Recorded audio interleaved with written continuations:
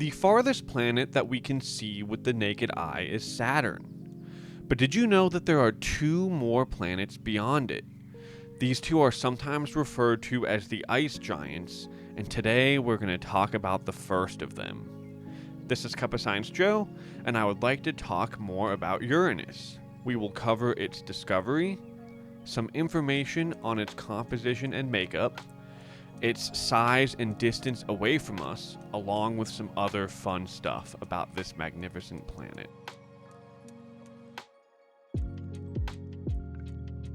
Now, until 1781, our solar system only had 6 known planets. But on March 13th of that year, this would change.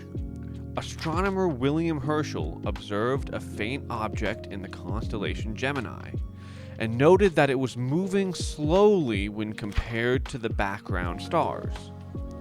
He at first thought that it was a comet, but later correctly identified it as a planet. He wanted to name it after the monarch of his adopted United Kingdom. Yes, this means we could have ended up with the planet George. But astronomers decided that maybe that wasn't the best idea, and wanted to maintain the tradition of naming planets after mythological figures. And so, the 7th planet became known as Uranus. Because of how far it is away from us, for 2 centuries we really knew very little about it. Though, 5 of its moons were discovered.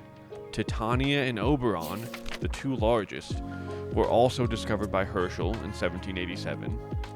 And later on, other astronomers discovered 3 more moons: Umbriel and Ariel in 1851, and Miranda in 1948.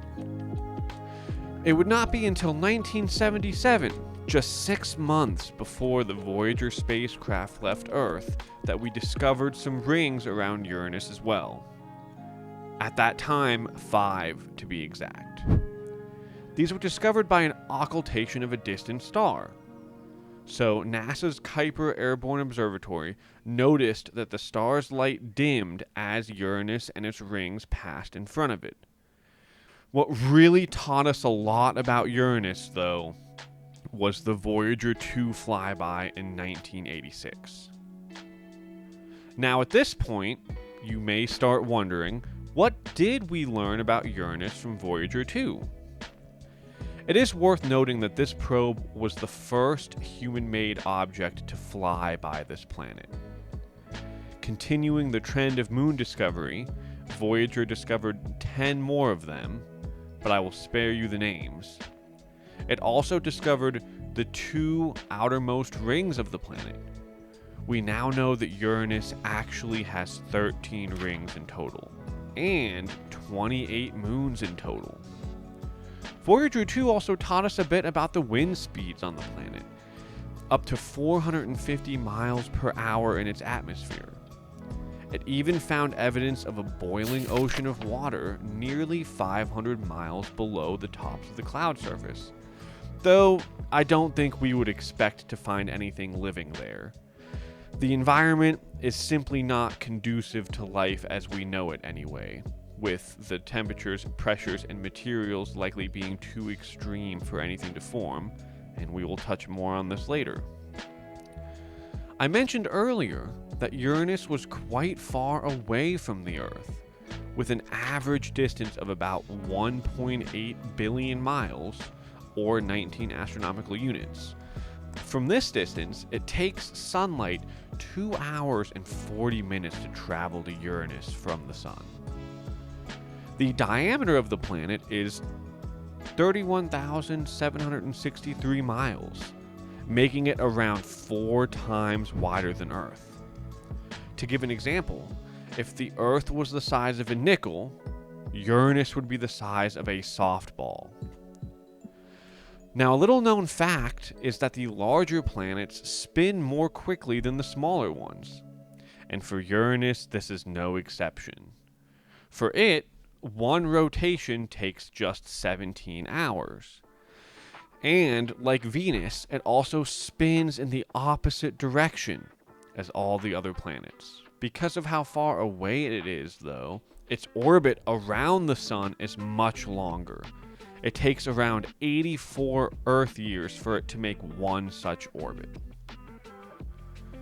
Uranus has a very unique tilt as well, pretty much being entirely on its side, almost as if it is rolling its way around the sun rather than being like a spinning top. Its tilt is 97.77 degrees, so again, like almost completely tipped over. We believe this may have been caused by a collision in the past with an Earth-sized object that basically is what tipped it over. This tilt causes Uranus to have the most extreme seasons in the solar system. For nearly a quarter of each Uranian year, the sun shines directly over each pole, casting the other half of the planet into a 21-year-long dark winter. Talk about winter is coming. I will also admit that that does not sound very enjoyable to me. Like, I wouldn't want to be part of a 21-year winter.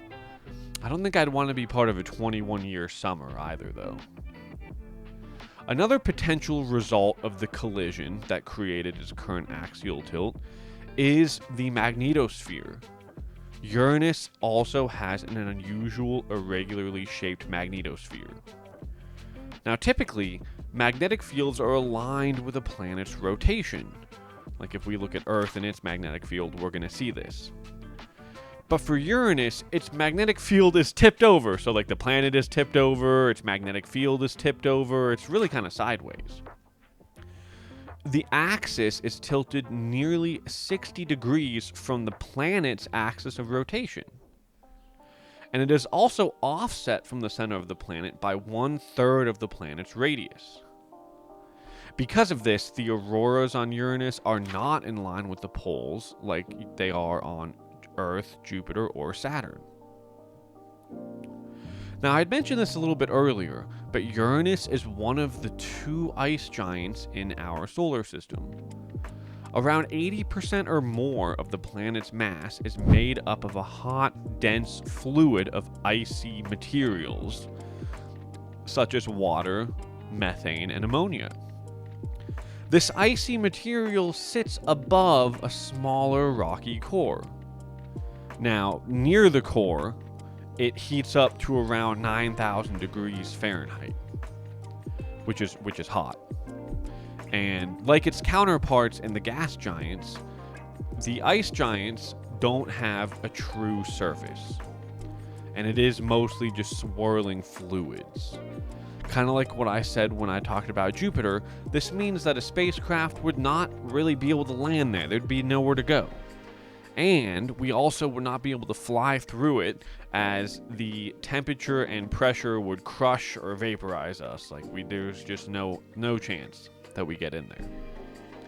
I have heard, though, that something particularly cool may occur on both Uranus and Neptune. And that is that with these intense temperatures and pressures, carbon within the planet may be crushed into diamonds and raining in the atmosphere. Too bad we will likely never be able to reach it to see, but talk about a wild business idea. Let's travel to Uranus and farm diamonds from inside the planet.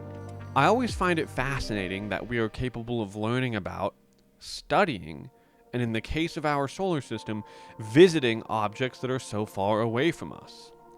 And while I don't think there are any current or future missions planning to visit Uranus, I am happy to say that we were able to visit it in the past.